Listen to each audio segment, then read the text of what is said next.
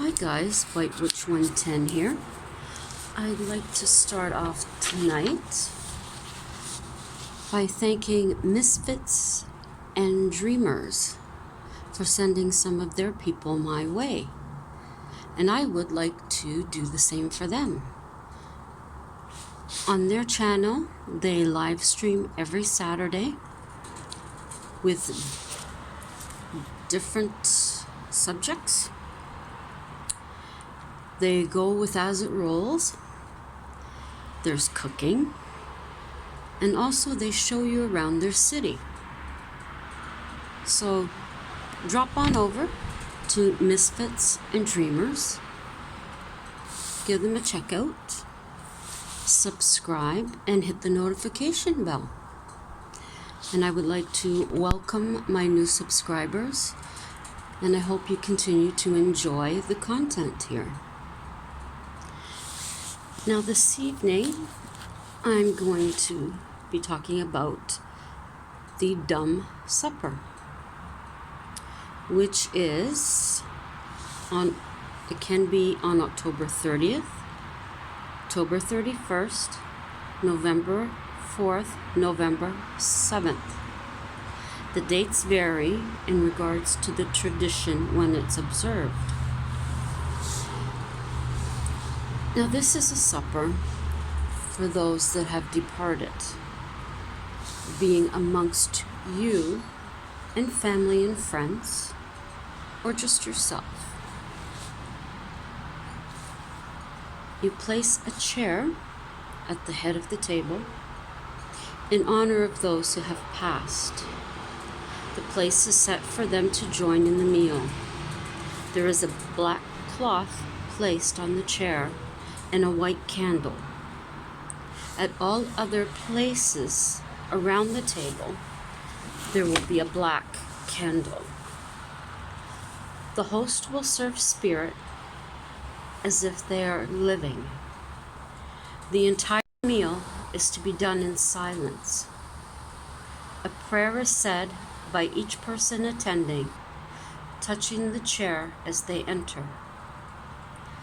They will have written a prayer on a 3x5 card, which they place under the ancestors' plate.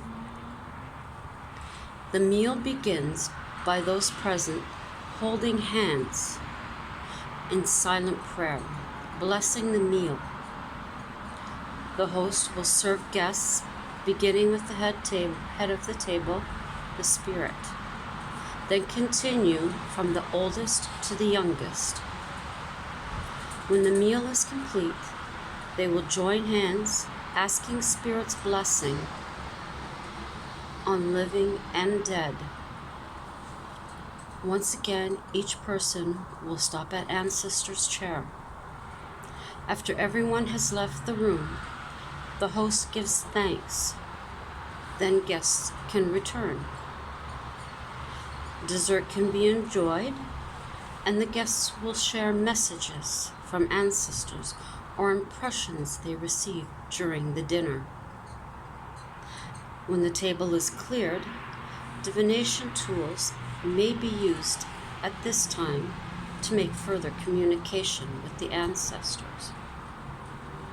Once the guests have gone, the host allows the candles to burn until the last guest leaves, then snuffs them out.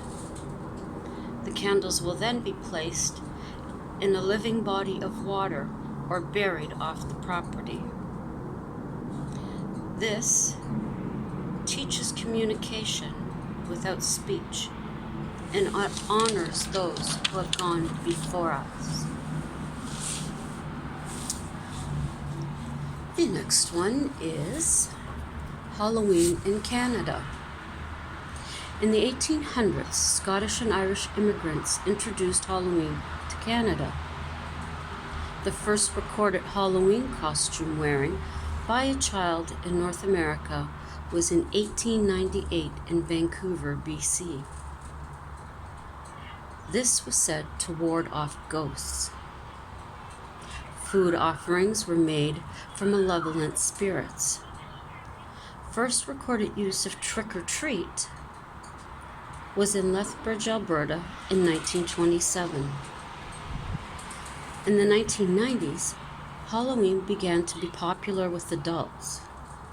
In 2014, it was estimated that Halloween was a $1 billion industry in Canada, which is second only to the commercialization of Christmas. Halloween masks were first seen on sale in Canada as fairies and witches in Kingston, Ontario in 1874. In 1897, an advert by Mr. Rogers referred to candies and chocolates being sold for the occasion at a local grocery store. In 2014, residents of Banff, Alberta were advised to keep their pumpkins inside due to bears searching for food before hibernation. And I have just seen that there are bears, even now, still pinching them off of people's verandas. For many years, UNICEF has raised $3 million a year before moving to online donations. I remember these boxes as a kid.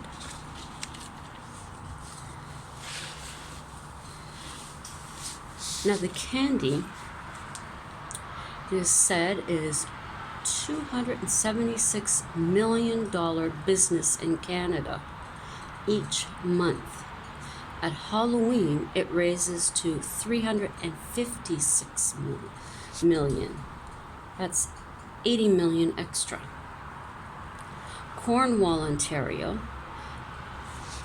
This city has encouraged a healthier trick-or-treat.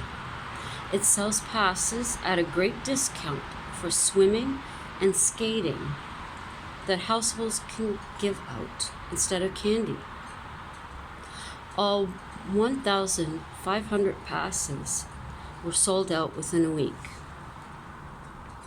Now, when the Celts first commemorated Halloween, or Samhain, or Samhain, depending on how you pronounce it, was 2,500 years ago, and they never imagined, I'm sure, it being celebrated by as many people thousands of miles away.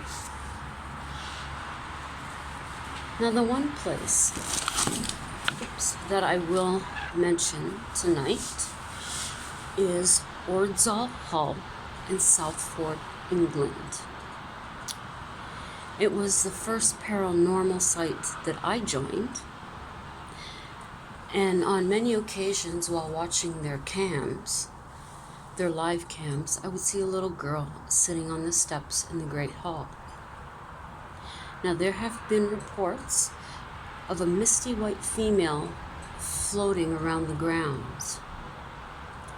Strange happenings with electrical equipment, knocks, footsteps, doors opening and closing on their own, and ghosts seen inside.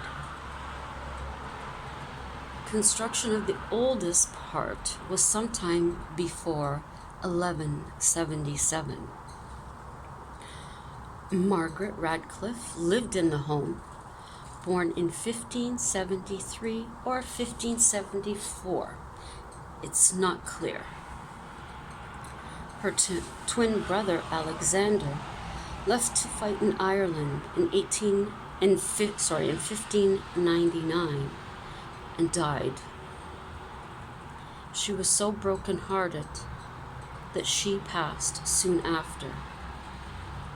It's believed she is still waiting for her brother to return. One supervisor of the site was called at 3 a.m. by neighbors asking why his wife was walking the grounds at such an hour. He assured them that she was sleeping beside him in bed. Another superintendent seen a figure climb the stairs. He and the co-worker heard the footsteps.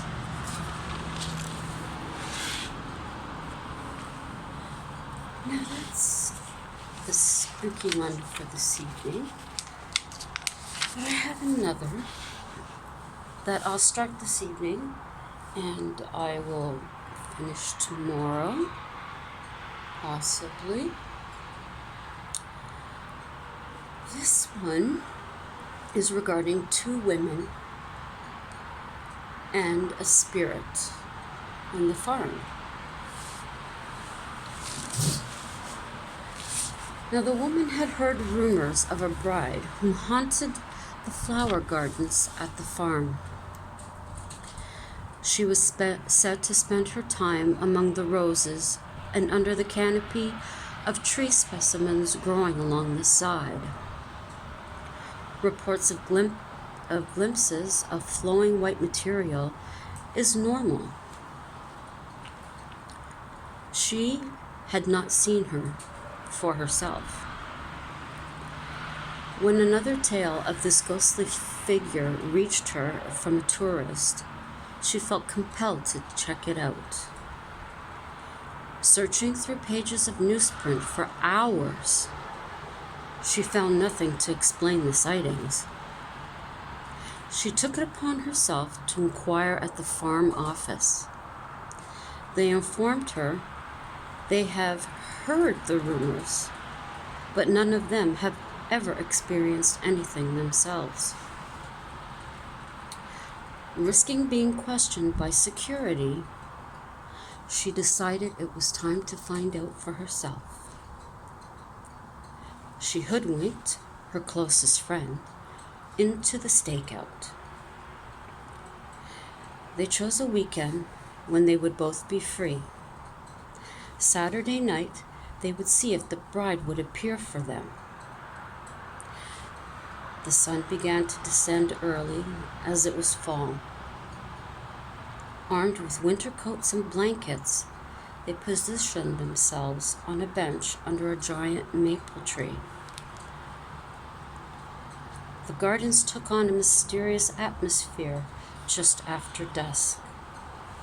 Bushes and vines seemed to take on a life of their own. The woman whispered to her friend, "There's something in that bush over there." The woman squinted her eyes. "It's just a cat." A young tomcat strutted out from under the bush. They continued their vigil in silence.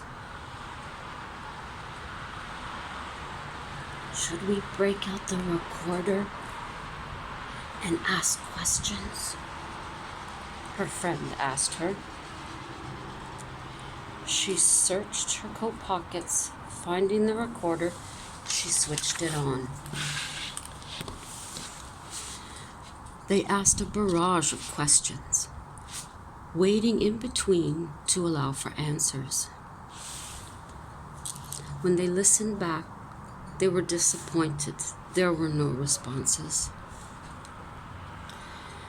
Now they understood Spirit does not have a schedule the same as they do, but it was frustrating all the same. The friend hears a noise behind them, causing her to turn. She catches a glimpse of a flashlight in one of the greenhouses on the farm. Where were they going to hide? Because for sure that was security. The sun had beat down on the ground all day long, and the air was cool, and it began to cause a thin layer of mist to form inches above the uneven earth. "This is spooky as hell," her friend whispered with slight excitement in her voice. No one made their way in their direction.